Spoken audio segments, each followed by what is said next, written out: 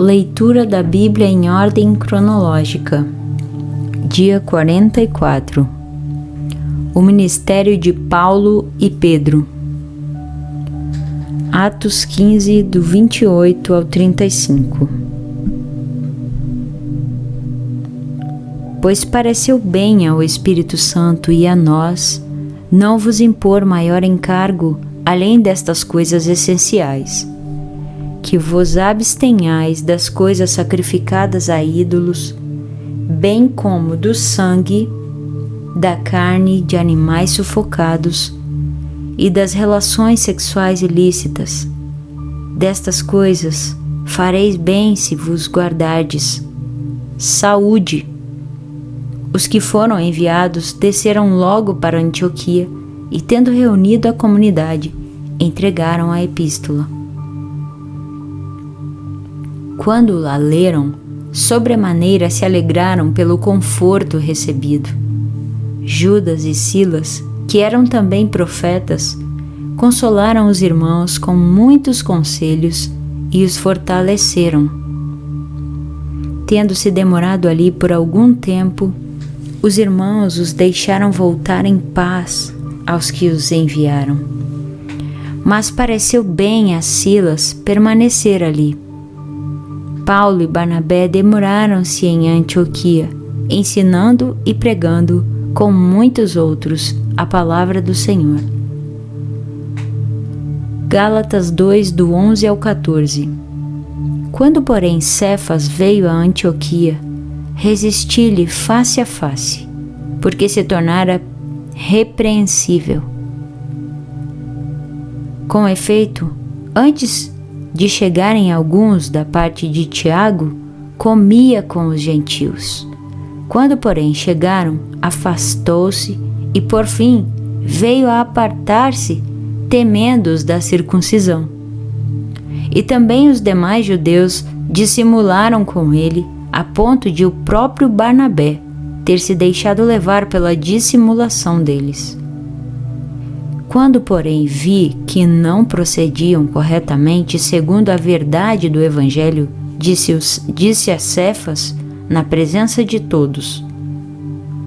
Quando, porém, vi que não procediam corretamente segundo a verdade do Evangelho, disse a Cefas na presença de todos: se sendo tu, judeu, vives como gentio e não como judeu, por que obrigas os gentios a viverem como judeus? Atos 15, do 36 ao 41. Alguns dias depois, disse Paulo a Barnabé: voltemos agora para visitar os irmãos por todas as cidades nas quais anunciamos a palavra do Senhor, para ver como passam. E Barnabé queria levar também a João, chamado Marcos. Mas Paulo não achava justo levarem aquele que se afastara desde a Panfilha, não os acompanhando no trabalho. Houve entre eles tal desavença, que vieram a separar-se. Então Barnabé, levando consigo a Marcos, navegou para Chipre. Mas Paulo, tendo escolhido a Silas, partiu, encomendado pelos irmãos à graça do Senhor. E passou pela Síria e Cilícia, confirmando as igrejas. Atos 16, do 1 ao 40. Chegou também a Derbe e a Listra. Havia ali um discípulo chamado Timóteo, filho de uma judia crente, mas de pai grego. Dele davam bom testemunho os irmãos em Listra e Icônio. Quis Paulo que ele fosse em sua companhia, e por isso circuncidou-o por causa dos judeus daqueles lugares, pois todos sabiam que seu pai era grego. Ao passar pelas cidades, entregavam aos irmãos para que os observassem as decisões tomadas pelos apóstolos e presbíteros de Jerusalém.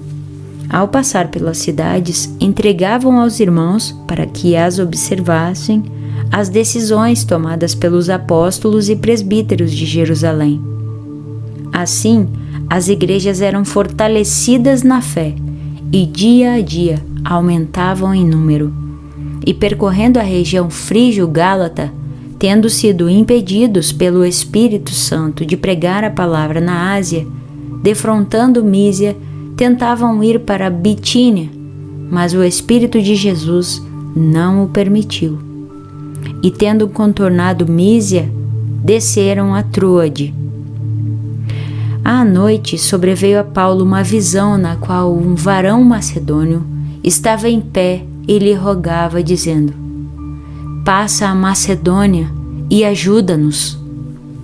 Assim que teve a visão, imediatamente procuramos partir para aquele destino, concluindo que Deus nos havia chamado para lhes anunciar o Evangelho. Tendo, pois, navegado de Troade, seguimos em direitura a Samotrácia, no dia seguinte, a Neápolis e Dali.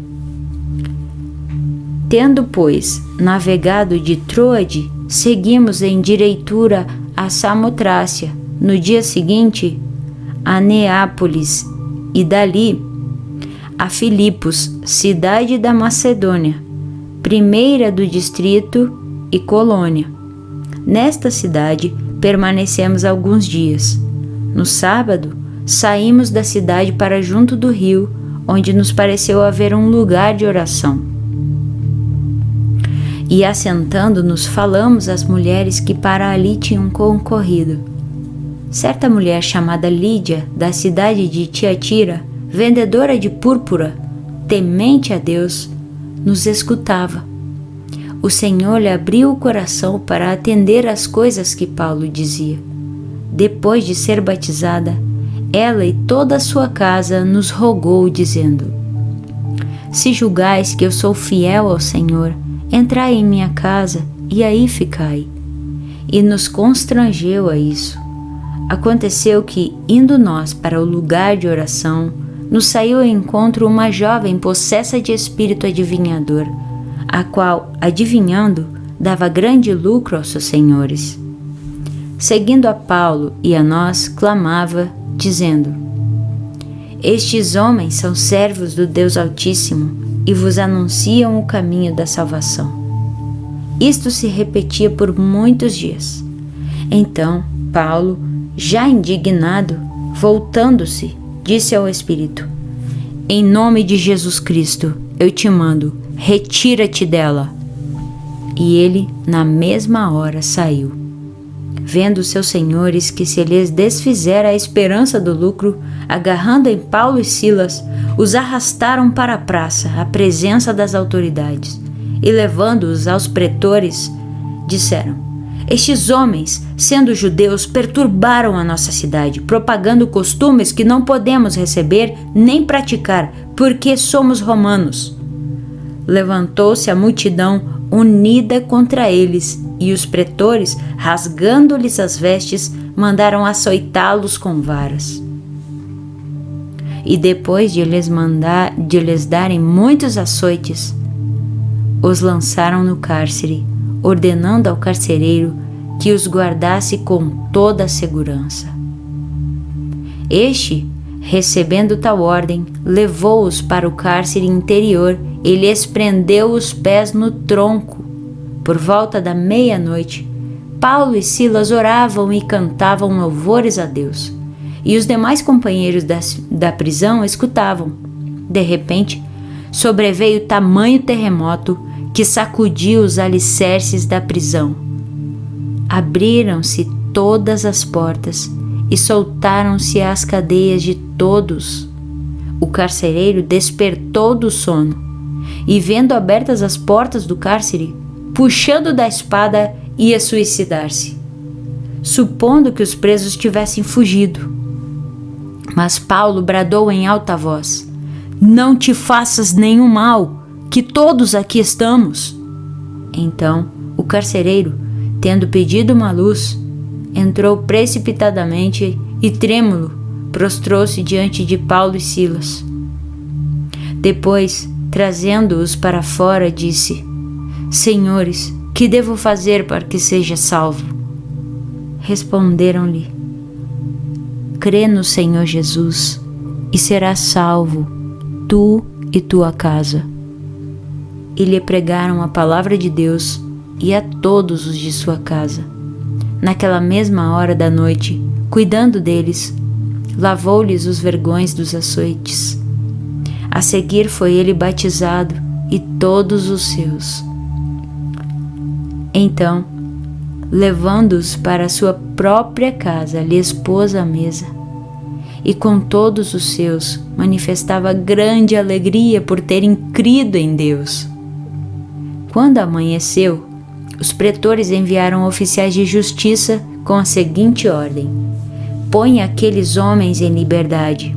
Então o carcereiro comunicou a Paulo estas palavras. Os pretores ordenaram que fosseis postos em liberdade. Agora, pois, saí e ide em paz. Paulo, porém, lhes replicou: sem ter havido processo formal contra nós, nos açoitaram publicamente e nos recolheram ao cárcere, sendo nós cidadãos romanos. Querem agora, às ocultas, lançar-nos fora? Não será assim.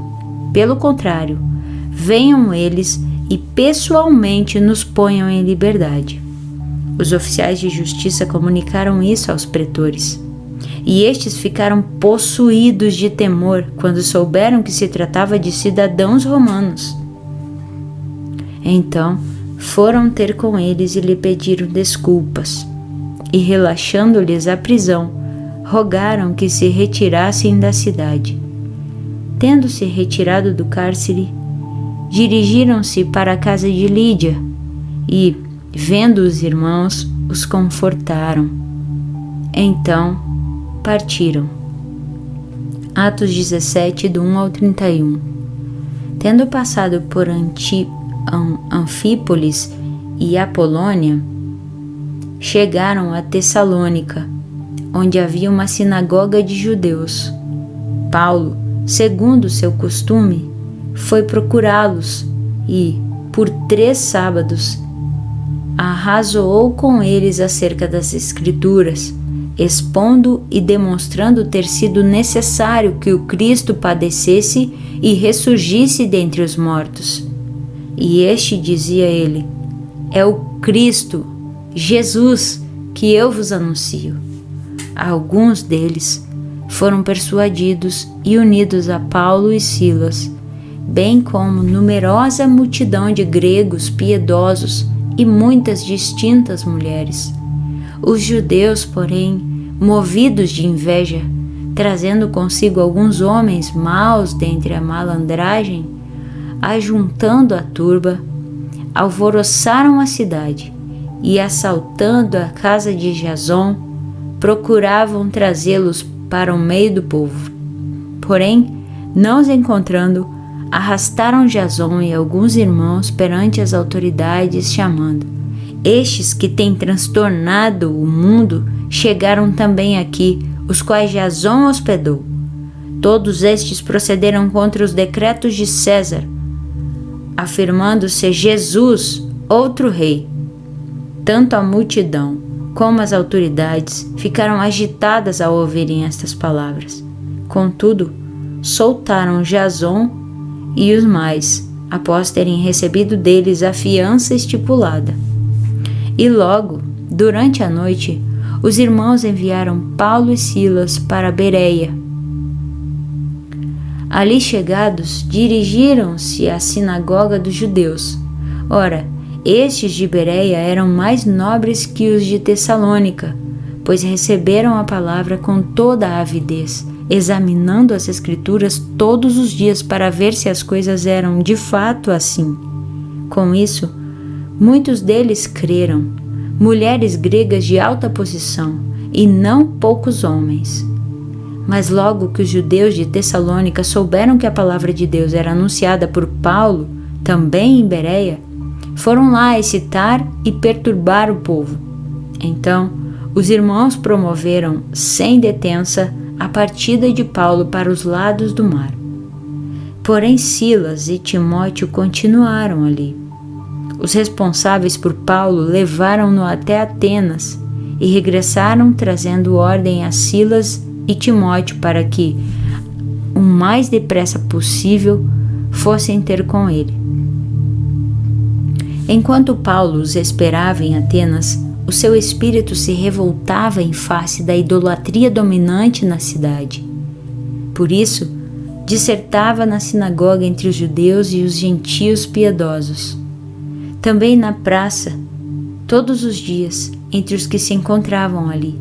E alguns dos filósofos epicureus e estoicos contendiam com ele, havendo quem perguntasse: que quer dizer esse tagarela?